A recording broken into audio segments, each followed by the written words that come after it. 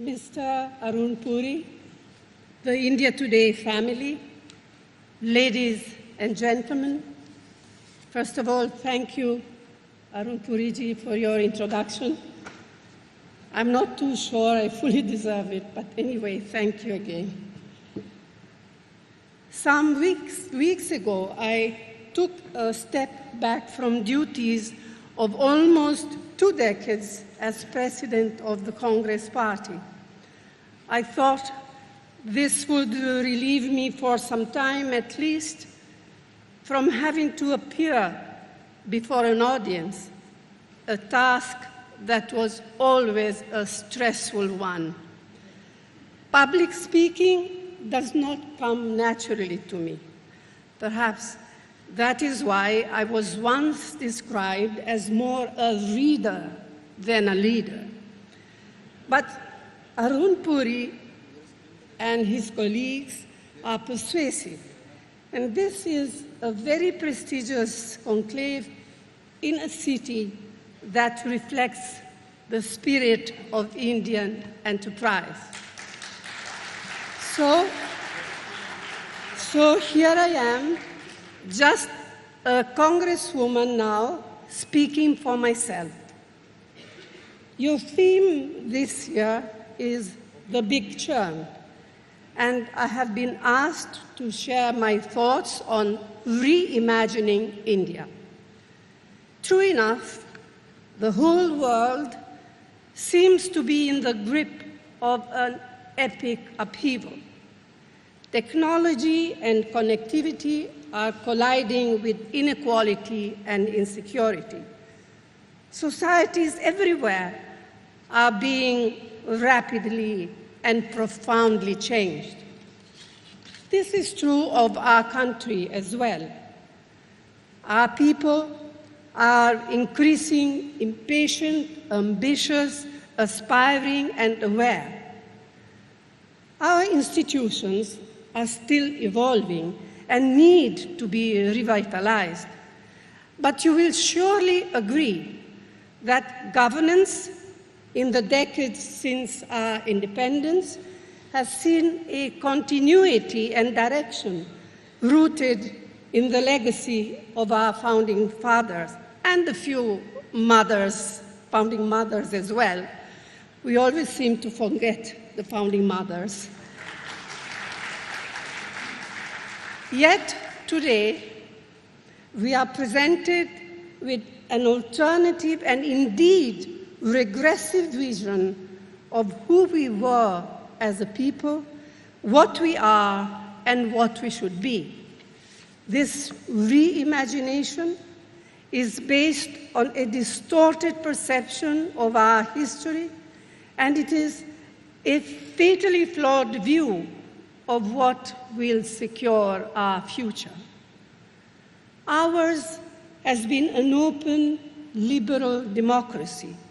It has been representative and participative.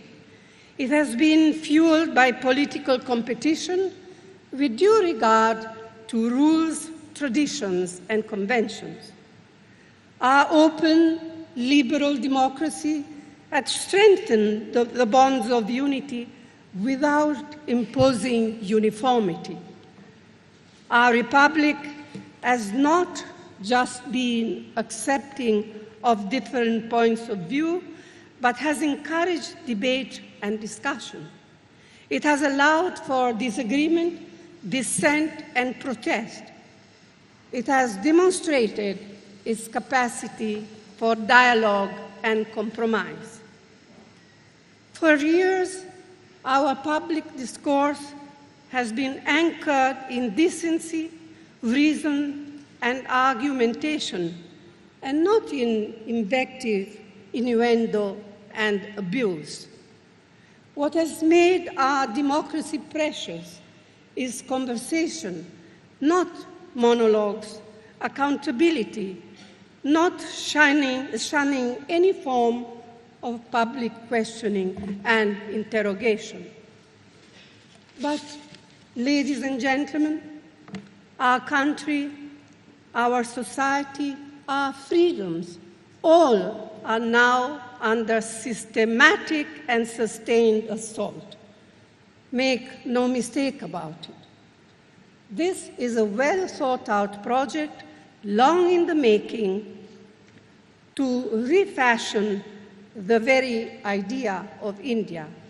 It involves rewriting history, falsifying facts, slandering nation builders, and fanning prejudice and bigotry.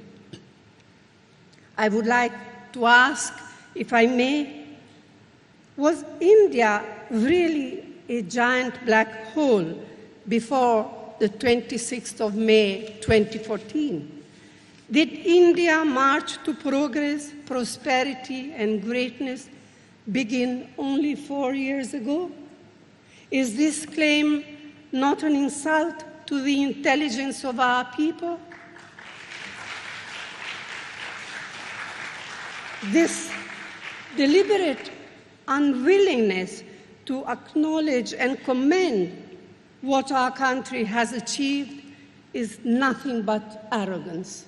This cynical running down of our past accomplishments, which have been a huge collective endeavor of the people of India, is nothing but conceit. It is not here a matter of taking credit. It is simply a matter of recognizing India's strength and strenuous efforts over the past decades. This is not a political forum, but it is a forum where politicians do come and speak on national issues. So I will share with you my growing anguish and indignation. The question we must ponder is this: what has been happening since 2014, both in substance and style? We should all be seriously concerned at how the foundational principles and values of our Constitution are being willfully shredded.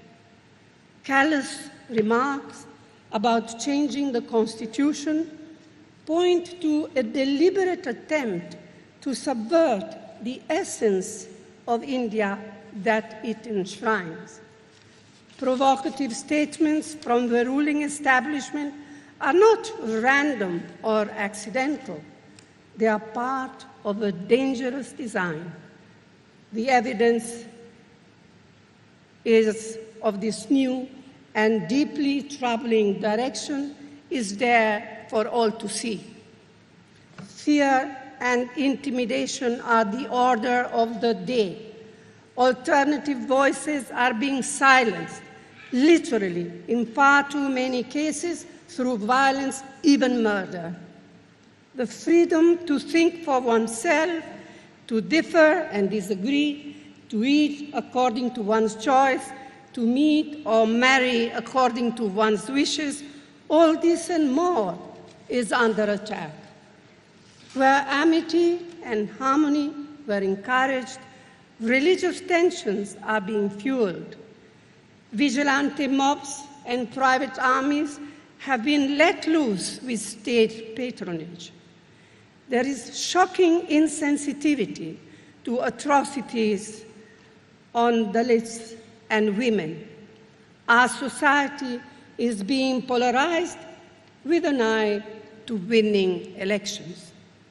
So what is happening to the India that we inherited and that we have cherished? But, ladies and gentlemen, something even more sinister is taking place. The Indian tradition and way of life has for centuries been many-streamed and all-encompassing. That is being subverted. Our very social DNA is being re-engineered. The resulting churn will unleash pent-up frustrations, resentment, and anger with devastating consequences. Individuals can mesmerize for a while, but our republic needs impartial and robust institution. Long-standing precedents that have stood the country well are being violated. Parliamentary majority is being interpreted as a license to stifle debate and bulldoze legislation. Political opponents are being targeted through the misuse of investigative agency. The judiciary is in turmoil.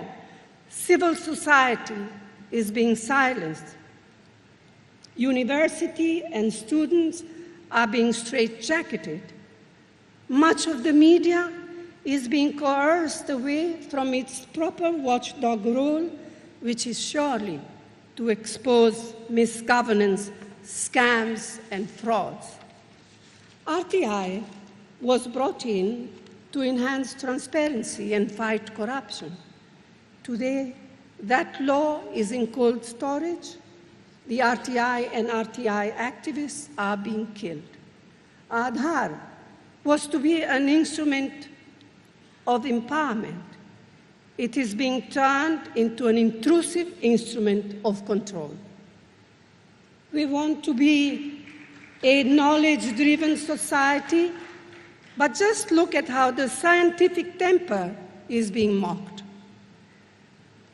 The noise of politics is the music of democracy, yet that very noise is now being muffled.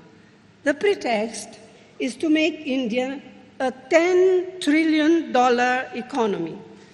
But yes, of course, we need to move fast, but fast, F-A-S-T, cannot stand for first act, second think. Acronymitis can be very contagious. We have seen time and again in the way decisions have been taken, whether they have to do with the economy or our relationship with neighbors, or the handling of vital security issues and cross-border terrorism. Ladies and gentlemen, forgive me for asking too many questions. I only have 2 left. So, does maximum governance mean minimum truths? Does it mean that alternative facts take the place of uncomfortable reality? Take jobs, for instance. Everyone knows that the employment situation is grim. But all of a sudden, we are told that 7.5 million jobs were created in 2017. This claim, of course, has been widely debunked, but does that really make a difference? No, it doesn't, because as soon as one myth is demolished, another takes its place. I don't need to remind the audience of how the narrative kept shifting as demonetization took the economy downriver, or of the chopping and changing that went with the GST, a reform that was first stymied and then implemented in stubborn haste, or the belated recognition, although half-hearted, of growing farmer distress. Friends, it is not my nature to be a voice of gloom and doom, but we need to see things as they are and not to be taken in by skillful repackaging and lavish marketing. And I do feel encouraged. I am encouraged, in fact, because people are now beginning to question this reimagining of India. Reimagining India must entail a rededication to the core values and guiding principles of our Constitution, in letter and spirit, in precept and practice. Practice is what really counts. We need to reaffirm our resolve to protect and strengthen institutions and institutional processes. We need to acknowledge that while economic growth must be rapid, it must also be inclusive and sustainable. Most of all, we need to replenish the well springs of liberalism and pluralism that for so long have sustained our society. And finally, ladies and gentlemen, we have so much to be proud of. India is a great country. It is a wonderful country. It belongs to all of us. Let us protect it and cherish it with all our might. Thank you.